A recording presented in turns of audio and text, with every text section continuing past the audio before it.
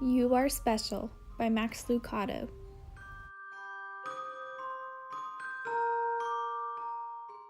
The Wemmicks were small wooden people. All of the wooden people were carved by a woodworker named Eli. His workshop sat on a hill overlooking their village. Each Wemmick was different. Some had big noses, others had large eyes. Some were tall and others were short. Some wore hats, others wore coats. But all were made by the same carver, and all lived in the same village.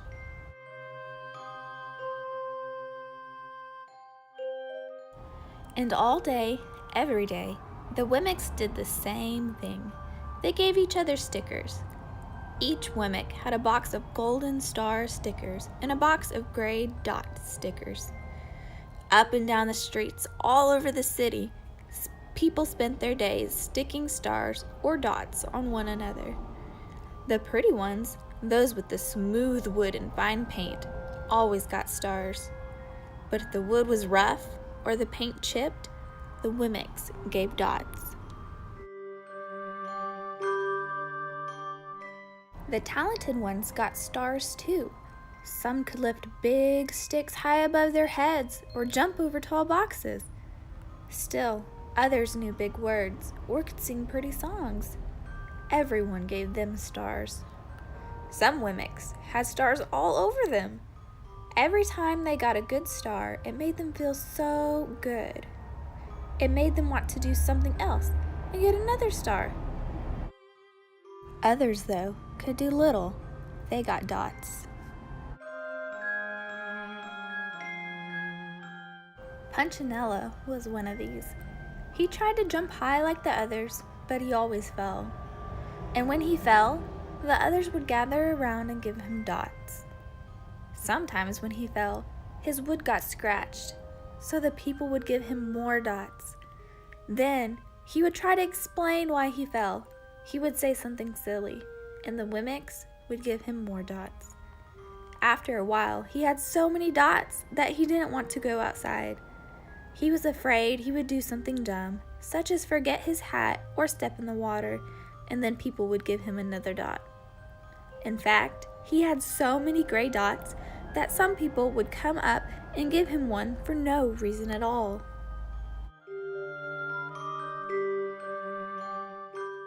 He deserves lots of dots, the wood people would agree with one another. He's not a good wood person. After a while, Punchinello believed them. I'm not a good Wemmick, he said. The few times he went outside, he hung around other Wemmicks who had lots of dots. He felt better around them.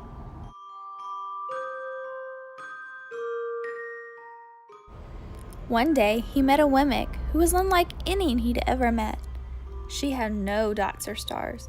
She was just wooden. Her name was Lucia. It wasn't that people didn't try to give her stickers. It's just that the stickers didn't stick.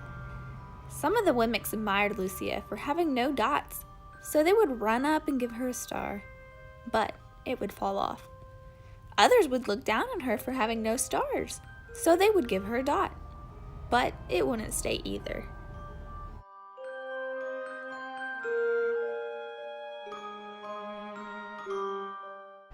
That's the way I want to be, thought Punchinello.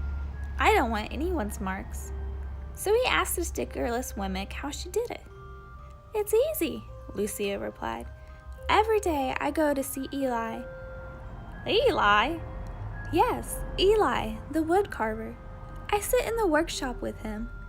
Why? Why don't you find out for yourself? Go up the hill. He's there.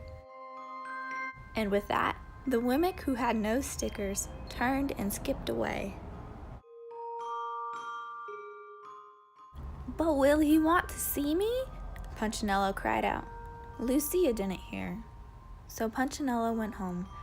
He sat near a window and watched the wooden people as they scurried around, giving each other stars and dots.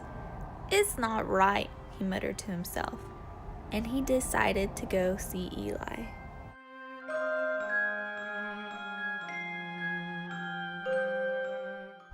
He walked up the narrow path to the top of the hill and stepped into the big shop. His wooden eyes widened at the size of everything. The stool was as tall as he was.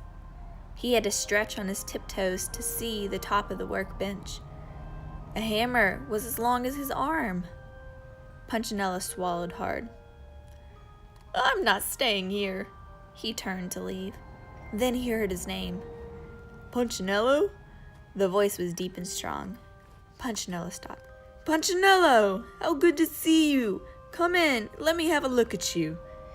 Punchinello turned slowly and looked at the large, bearded craftsman. "You know my name?" the little Wemmick asked. "Of course I do. I made you." Eli stooped down and picked him up and set him on the bench. The maker spoke thoughtfully as he looked at the gray dots. "Looks like you've been given some bad marks." "I didn't mean to, Eli. I really tried hard." "Oh, you don't have to defend yourself to me, child. I don't care what the other Wemmicks think." "You don't?" "No, and you shouldn't either. Who are they to give stars or dots? They're Wemmicks, just like you. What they think doesn't matter, Punchinello. All that matters is what I think, and I think you are pretty special." Punchinello laughed. "Me? Special? Why? I can't walk fast. I can't jump. My paint is peeling. Why do I matter to you?" Eli looked at Punchinello, put his hands on the small wooden shoulders, and spoke very slowly. "Because you're mine. That's why you matter to me." Punchinello never had anyone look at him like this, much less his maker. He did not know what to say. "Every day I have been hoping you'd come," Eli explained. "I came because I met someone who had no marks," said Punchinello. "I know. She told me about you." "Why don't the stickers stay on her?" The maker spoke softly. "Because she has decided that what I think is more important than what they think. The stickers only stick if you let them." "What?" "The stickers only stick if they matter to you. The more you trust my love, the less you care about their stickers." "I'm not sure I understand." Eli smiled. "You will, but it will take time. You've got a lot of marks. For now, just come to see me every day and let me remind you how much I care." Eli lifted Punchinello off the bench and set him on the ground. "Remember," Eli said as the Wemmick walked out the door, "you are special because I made you, and I don't make mistakes." Punchinello didn't stop, but in his heart he thought, "I think he really means it." And when he did, a dot fell to the ground.